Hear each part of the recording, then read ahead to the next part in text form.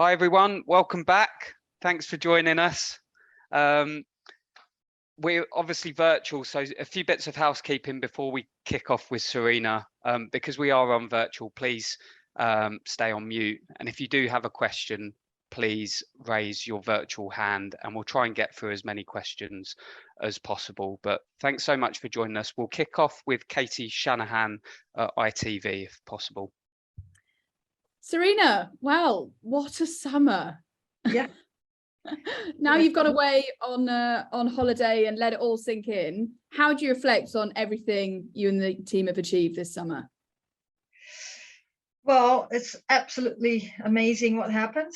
I still think I need a little more time to just really realize what happened. But yeah, if I think back from when I started last year and where we are now and what we've done throughout the season and especially of course in the Euros, and then win the Euros is just incredible. It's like, yeah, it is a little bit like a fairy tale, but then it's real. Has it gone better than you expected? Well, yeah, that's hard. Of course, expectations were high, I knew, and there's so many things that you just hope, and you hope that things go well. As what I said during season, but especially of course during the Euros. So yes, that the hopes become truth. That's just really nice, and we've always all seen that it was really tight, that the competition was really strong in this Euro. So it could have been different too, but I think we did really well. As for the squad announcement, 5 changes from the Euros squad with a number of fresh faces coming in. First of all, though, no Chloe Kelly or Fran Kirby. What's the latest on their injuries? Are they serious? No, they're okay. They're okay. It has been short, of course, since the Euros and now.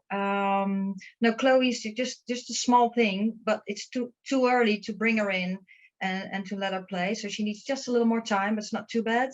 And Fran, yeah, she has a foot injury. Takes a little more time. I think she'll be all right, but again, this is too short and she hasn't had that much training at all. So it's just, yeah, she just needs a little more time. This camp just comes too early. And finally from me, Ellen White and Jill Scott, 2 legends of the game, have announced their retirement. How much of an impact do you think both those players have had on English football? Well, that's hard to describe in words, how much impact they had. Well, first of all, they've been with the team for such a long time, so they have been impacted the game with the national team, with club team in England so much, and their personalities too. So I've only worked with them for a year, so I'm a little disappointed I can't work longer with them, but I totally understand their decision, of course, and respect that too. But yes, their impact on the game, on everything in women's football in England, but I also think further than England or abroad England. Yes, it's just incredible, and I think we're all so proud of them, and we're all so thankful for what they've brought to the game. And I just hope that they stick with the game, isn't as a player, than in some kind of other role. Thanks, Serena, and look forward to seeing you next week. Thank you. Me too. Thanks, Katie. We'll go to Anton at Sky Sports News, please.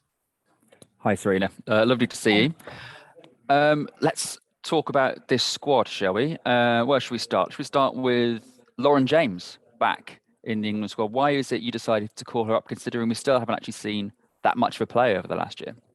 Yeah. Well, of course, we have been following her for a long time. Well, we have been following her since I came in, and my former colleagues too.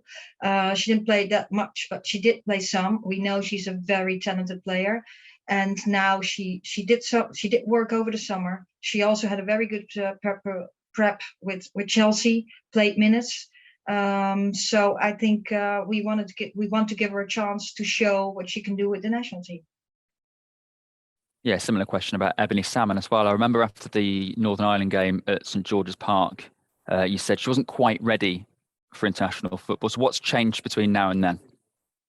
Yeah, we're a year ahead. So she had her spot then in the under-23. So I think that the value of the under-23 is high too. So we keep them also with us. So with club and with us.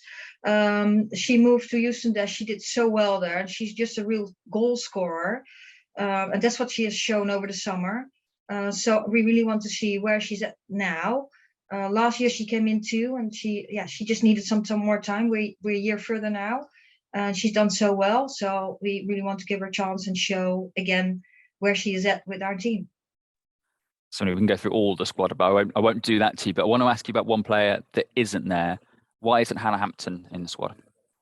Yeah, she has some personal issues that she has to solve, and so for her at this moment, it's better to stay at club. Was it difficult picking this squad, considering how successful you were in the summer, but you still have players like Jordan Nobbs, who is in the squad, and players like Steph Alton aren't in the squad? I mean, how difficult was it selecting this final 23? Yeah, well, it has been so short. Players have had holidays after the Euros. Some had very short holidays. They're all in prep, so it's not that we're in the middle of the season. We see that there are competitive games all the time, unless then for, of course, Man City. But so we didn't change that much. Well, two injuries, with Jill leaving and Ellen leaving, and in defense we didn't have any changes. So yes, of course we had a conversation again, but for now we keep it this way. We want, of course, we have a very important game. We have 2 games, but the Austria game is the first one. Is a really important one because we can qualify, and it's going to be a tough one too. They've shown that during the Euros, but they've also shown that in our first match for the World Cup qualification.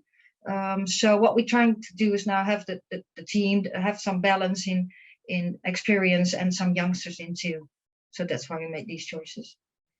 Finally, we spoke at Trafalgar Square, and you were already looking forward to the World Cup qualifiers and the World Cup and that kind of thing. Are you excited to get back on the touchline and see the players back at St George's?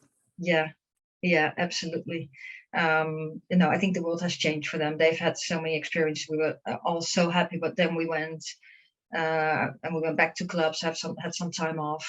So it's really nice to meet up with the team again and get ready for the qualification games. Thanks, Serena. Staff, of course, too. Yeah. Thanks, Anton. Thanks very much. We'll go to Phil Medlicott at Press Association, please.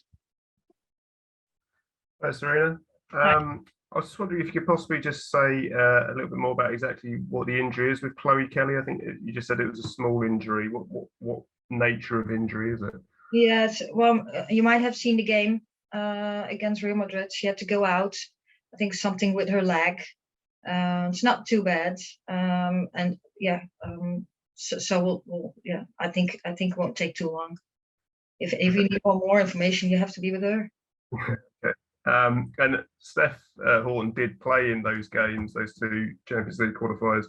I mean, to what extent was she part of your consideration? Was she kind of close in your thinking, or how did that look?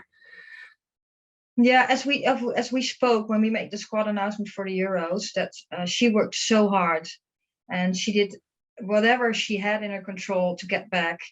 And at the end, we said, well, she now needs rhythm, but I can't give her the rhythm. She needs rhythm to play. She needs a little more time. That's actually didn't change that much. She came in the last game against Real Madrid, and I just hope that she can play more consecutive games and get some football rhythm and see where she's at. And I'll have the conversation with her. I had a conversation with her this week, and I'll have a conversation with her before we go into next camp. But hopefully she gets some minutes and rhythm. That's great. Cheers. Thanks, Phil. We'll go to Rachel at Girls on the Ball, please. Hi, Serena. I hope you enjoyed your break. Just one question from me. I wanted to ask about Jordan Nobbs. Obviously, she missed out on the Euros through injury, and everyone is so sad to see her get injured the way she did. And now there's a lot of excitement that she's back in the squad. So I just wanted to ask about her inclusion and how excited you are to work with her in this camp.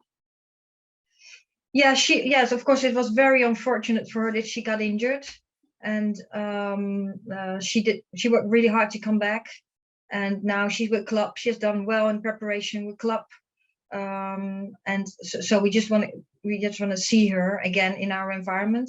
And also because Fran is not available, of course, so we're looking at midfielders and get balance back in midfield. So yes, she's excited. We're excited, and we'll see where she's at when she comes in next week. Great, thank you very much. Thanks. Thanks to you, Rachel. We'll go to Benjamin Gilby, please.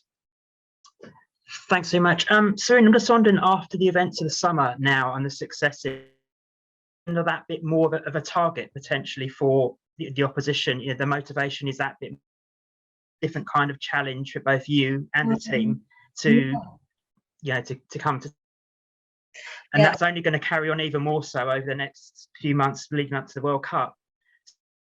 Yeah, I think so. Just that additional challenge. Sorry, you ask a lot of questions now in a row, but let me first answer your first question. No, I think I don't know why, but when I came in, I noticed already that all the countries, they really want to beat England. Not because we were the champions, because we weren't yet. So I think we are used to that. The players were used to that. I noticed that when I came in. But now, as you know, when you're the European champion, everyone wants to chase you. But I think we're pretty much used to that. And we would just want to perform at the highest level we can.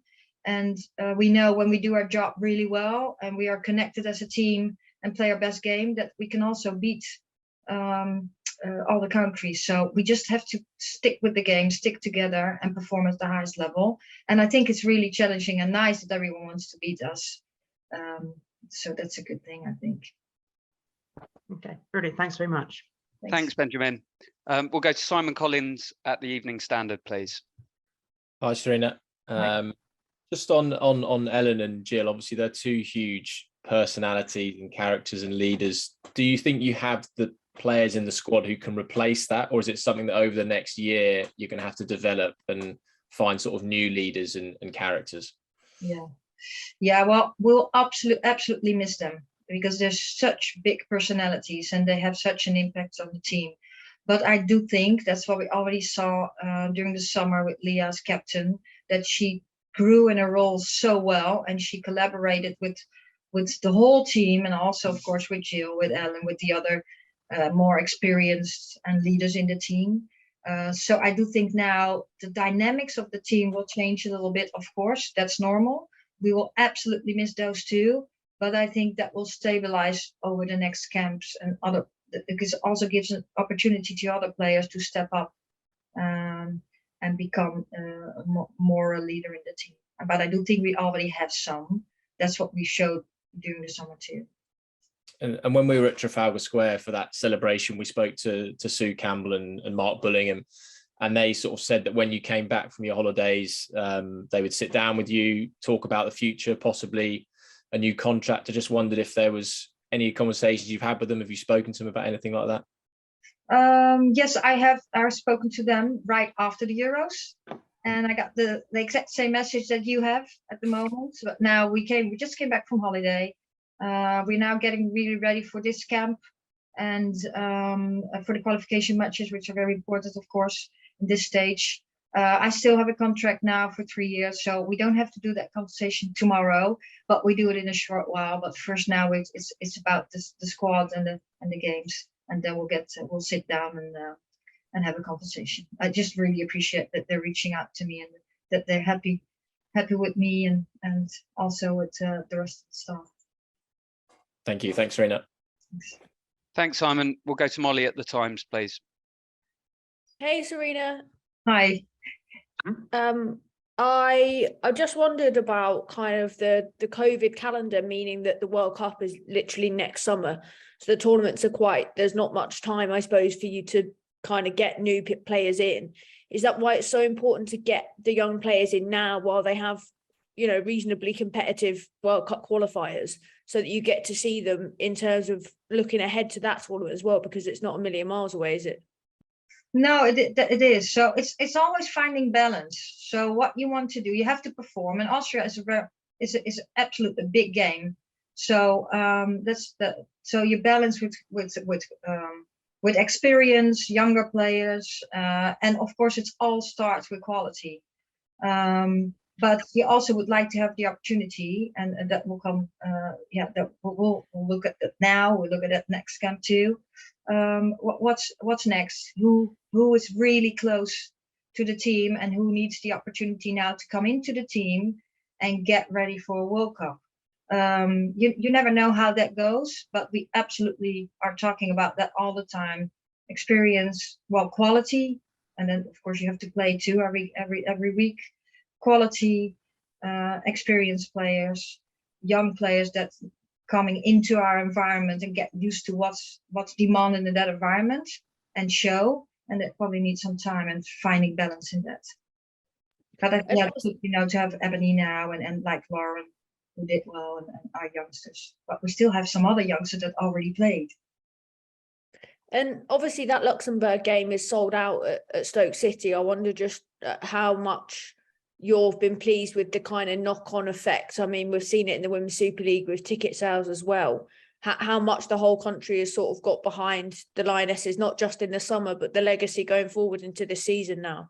Yeah, that's absolutely what we want. So it's more than only with the national team. What you want with the England team, what you want is change, give a boost to the women's game in England, but also in Europe and the world, and show. I think that's what we've done, but also change society a little bit, change society. And I think it's really good that now that the games are sold out, that it gives a boost to the Women's Super League, that it gives a boost to the club, because we collaborate too. I think our England team was really fit. That's not because we only have them 11 days in the FIFA window. The hard work and the consistent work is done at club. So it's really nice that that collaboration is there. And yes, I hope we change and that this legacy will continue and keep growing the game as fast as possible, and also society. So the players also send this, this letter that give opportunities for younger girls and of course boys to give the opportunity to play football. So it becomes so much more than only football. Thank you. Thanks, Molly. We'll go to Dan Pentland, please. Hi, Serena. Hope you're well. We obviously know an awful lot about Austria from playing them here in England. How different do you feel the challenge will be playing them, on their own soil in Austria? I think in football, I don't think that there will be many changes. So their philosophy won't change all of a sudden, because they have had some rest and go back to their club teams and then come back. To play them there, yes, what we just said, they of course they want to chase us. This is their last chance to qualify directly for the World Cup. So yes, they're going to chase, but that's really what they did in the openings match of the Euros too. So what we just do, we prepare really well. Again, as we always do, there's one focus when we come in next week. That's qualifying for the World Cup, which means that we really are very focused on the game against Austria, trying to play a best game. And it's nice for them, of course, to play in Vienna. Now we don't have 90,000 people behind us, a little less, but I still think we can do the job. And how do you keep the kind of the players grounded, if you like, coming into the camp off the back of a massive win at the Euros? You see it at club level sometimes where, a team get a great cup result and maybe, they slip up in the next game. How do you keep everybody completely focused on the task, which is Austria? Yeah, I think the players already did. In the media, you saw that after the Euros, they were already talking about qualification for the World Cup and want to do there really well too. So we'll see when we come in next week. But what I've noticed last year, in every game, we were so hungry to win, or we had so much eagerness to win and to play well. So even though when we had opponents in front of us that we knew ahead that we should win and that we were going to win, but we still played really well, and that's also why we came with a 20-0. So I haven't seen that underestimating thing at all in the team. Now we come from so yes, we will have a little chat about it and see how they feel, but I actually expect that they're really excited to come back in and show again what we can bring and how good we can play. Thanks, Serena. Best of luck. Cheers. Thank you. Thanks very much. We'll go to Luke Edwards, please. Hi, Serena. Hi. Apologies if this has been asked already, but how have you sort of been able to chill out after the tournament? Have you been able to, or has it just been focusing on these games coming up? No, I did switch off a little bit. I went home, and also in the Netherlands, the weather has been really nice too. So I just switched off, had some time with my family, and that's really what I need or needed. So, and then, yes, of course, we play very quickly again, and then turned on, and now we're here and getting ready. So now I feel good. I'm really excited to get back with the team again. Cheers. Thanks, Serena. Thanks. Thank you very much. We will go to Ross at ITV News, please. Hi, thanks very much. Hi, Serena. Just question today about funding, grassroots community facilities. Football Federation has announced investment of about £92 million into grassroots facilities, not just for football, but for cricket, rugby, netball, basketball. Do you think £92 million is enough? And what needs to be done to try and, keep the investment, going into grassroots sports? Yeah. Well, I'm not sure if that's enough. I don't have those insights also in other sports. What I do like about this is that there's going to put an extra effort to get girls into sports. And I think that's needed. That's needed everywhere. And also here, that's what I heard from players. Of course, I'm not from England, so I didn't grow up here. So it's sometimes a little harder for me to know what's really going on there. But I do know that the chances of little girls need to be better, and that needs to be worked on. That's also what the players asked for.